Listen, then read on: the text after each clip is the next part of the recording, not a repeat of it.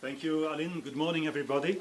In this session, we'll talk about safer and better access to powered two-wheelers. How can we establish that ideal?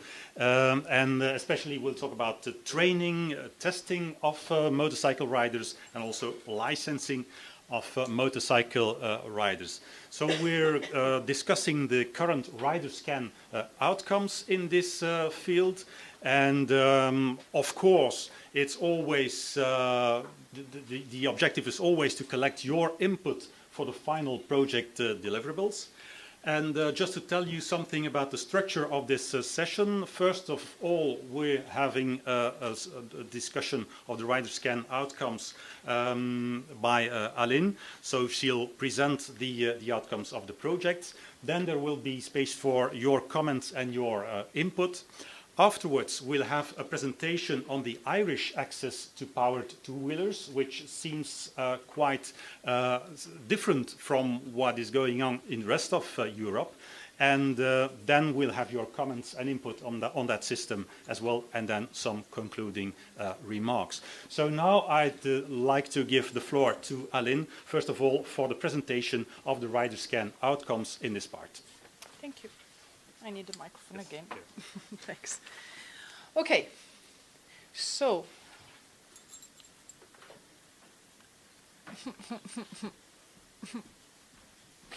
it's switched off. As usual. Thank you. So the discussion over training and licensing actually touches upon 3 of the deliverables. Again, we're going to address the research element, but also some elements about the motorcycling community. As for the previous session, I'd like to remind what Lillehammer said with regards to training, and you will notice that this is actually the first priority of the Lillehammer priority list. Training program. Countries have different training needs based on their vehicle fleet and training resources. Motorcycle training should therefore build on existing standards, focus on risk awareness, risk avoidance, and develop an understanding of the rider motorcycle capacities and limitation. So these were, in 2008, the conclusion, the first priority the group of 100 experts came with.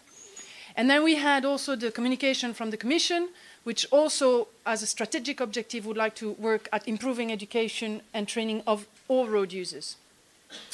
Now, what we've done within the project is we interviewed both the motorcycling community, EU stakeholders, and the member states about the implementation and the way it has been implemented. We've collected the different national access schemes. We're not going to present them here today because it's too detailed and that wasn't the point of the discussion, but it's going to be available in the report. But a very important and interesting note here is that it's the only topic where we found a significant difference of views between road authorities and the motorcycling community. So if I dig into a bit more details, let's focus first on the positive outcomes of the implementation of the driving license directive. Well, from a motorcycle community perspective, the increase of power for A2 motorcycle is seen as positive because it's an incentive for novice riders. Also, the direct access to A license at 24 is also perceived as a positive for the motorcycling community, along with the improvement of training and or testing in some countries. I've listed here Belgium, Ireland, and Greece. While on the member states' point of view, experts, well, it's rather the staged access which is seen as positive, while they also see positive the direct access, the possibility to have a direct access at 24. And finally, some countries also highlight the fact that the third DLD give them the opportunity to improve their training. Now comes the hot potato. On the negative side, I'm looking over there because I can read better over there. Sorry for you guys if I'm turning my back, but it's clear for me over there. On the motorcycling community perspective, the main issue is the increase of cost of the license, with the exception, 3 exceptions, Austria, Ireland, and Malta, because everywhere else the cost of the driving license has increased. In some countries, really in an extreme way, and also the complexity of the system. Another complaint is that there is no incentive for the novice, the young riders, to enter into the process at an early stage and gain experience. On the contrary, I mean, it kind of pushes the novice to wait until the direct access of the big motorcycle. And finally, there is a common complaint with regard to the minimum age for the first license step, which is too high and not harmonized at European level. On the member states side, well, there is no negative outcomes that came out, except access of three-wheelers with an A license instead of a B license. So that was striking. That was crystal clear in the outcomes of the research. Now, another interesting thing we've done within the project is that we made a survey. We surveyed motorcyclists, so it's not a statistical survey, so no intention on a statistical analysis kind of it. The period was too short following the implementation of the driving license, but we wanted to have the feedback of the riders themselves, trying to identify if the feedback was from riders who had already the driving license before the new scheme or new riders after the third DLD was implemented. So it's a survey that lasted 1 year. Obviously, it started after the implementation, so in May 2013, and we collected 442 answers in 17 countries. And this is the outcomes. Well, apart from one positive comment, obviously some people thinking that the driving license was good, maybe they were from Ireland or France, Sweden, Italy, and the UK. But again, I insist, it's not statistic. It's just feedback received. All the other comments collected, the 10 more important comments, are negative, too expensive, too complex, discriminatory compared to car driving license. It's catastrophic, useless, ridiculous. Too long to have a full license, so the length. The lack of choice for motorcycle for A2 license. There are problems with the exams, and the issue of the harmonization, the fact that the comparison between countries was also raised. So this is just source of information. It's not statistical of any statistical relevance, but still, I think, relevant for the discussion.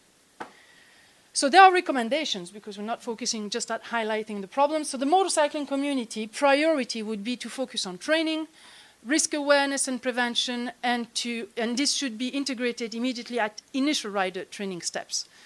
The lowering of the minimum age for each license steps and the harmonization throughout Europe is a priority. And all in all, harmonization of the licensing scheme and driving rules. While on member states side, they want, and this is slightly different, while the motorcycling community wants to focus on the content of training and at initial steps, and they want the training to focus on awareness and risk prevention, while member states would like a framework. They want to work at harmonizing the framework at European level. They want a common framework for training of the trainers, inspectors, and testers, with a definition of the minimum standards for training. This has been particularly pointed out by Belgium, Estonia, Finland, Ireland, Luxembourg, and the UK. Well, the tricycle access is another issue which has been identified by several member states, and they also, and several experts from member states call for a detailed evaluation, for Europe to have a detailed evaluation of the changes brought by the third driving license directive before going into any new directive, etc. So with regard to research, and this is to make the connection with the previous session, so there is a common recommendation to have research on the effect of the various age limits to ride Class 1 moped in Europe and the other categories. There are some research needs identified for young riders in order to have a better understanding of how the training can improve and be more efficient to address young riders. And generally speaking, for all riders category, to have a better understanding on the training effect on the skills, and well, I mean, these are detailed maneuvering skills, braking skills, etc.